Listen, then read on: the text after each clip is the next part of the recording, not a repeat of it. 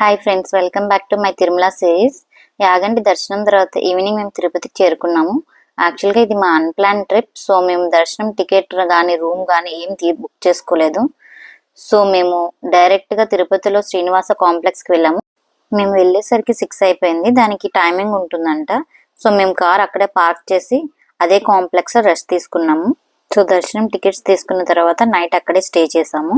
కాలినడకన వెళ్ళాలనుకునే వారు ఈ టైమింగ్స్ తెలుసుకోండి. నైట్ అలిపిరి దారి అయితే కనుక 9కి క్లోజ్ చేస్తారు. మళ్ళీ మార్నింగ్ 5కి మాత్రమే ఓపెన్ చేస్తారు.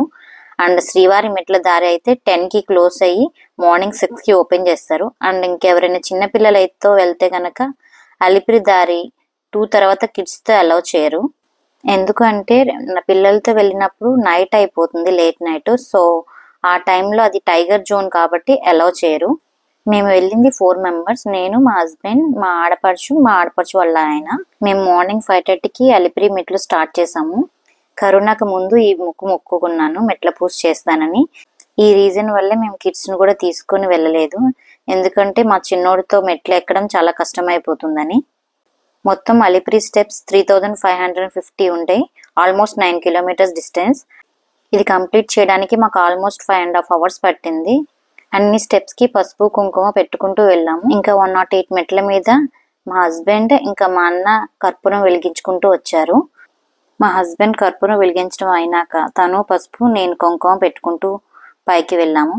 నేను ఏది మొక్కినా మా ఆయన నేను ఒక్కదాన్ని చేయడం చూడలేక పాపం ఆయన కూడా చేస్తాడు, వద్దు అన్న వినడు. మేము మధ్య మధ్యలో కొంచెం రెస్ట్ తీసుకుంటూ వెళ్ళాము. నార్మల్గా మెట్ల పూజ లేకుంటే మాక్సిమం 4 hours వెళ్ళిపోవచ్చు.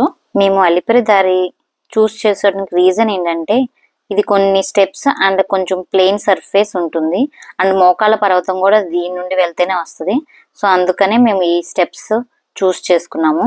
మనకు అలిపిరి మెట్ల దారిలో దశావతార స్టాచ్యూస్, జింకలు కనిపిస్తాయి. ఇంకా ఆంజనేయ స్టాచ్యూ కనిపిస్తుంది.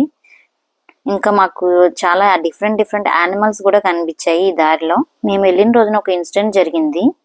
మనం ఈ దారిలో వెళ్ళినప్పుడు కొంచెం దూరం వెళ్ళిన తర్వాత రోడ్ వస్తుంది. ఆ రోడ్ దగ్గర ఒక ఆమె కింద పడిపోయింది అనమాట. ఆ వాల్ దగ్గర కూర్చొని కింద పడిపోయిందంట. మనం బాగా అలసిపోయినప్పుడు ఒక్కోసారి మన బాడీ మన కంట్రోల్ ఉండకపోవచ్చు. So be careful friends. So final గా మెట్ల పూజ కంప్లీట్ చేసుకొని పక్కనే ఉన్న కాంప్లెక్స్ లో లగేజ్ తీసుకొని దాని పక్కనే కాంప్లెక్స్ లో ఫ్రెష్ రూమ్స్ కూడా ఉన్నాయి.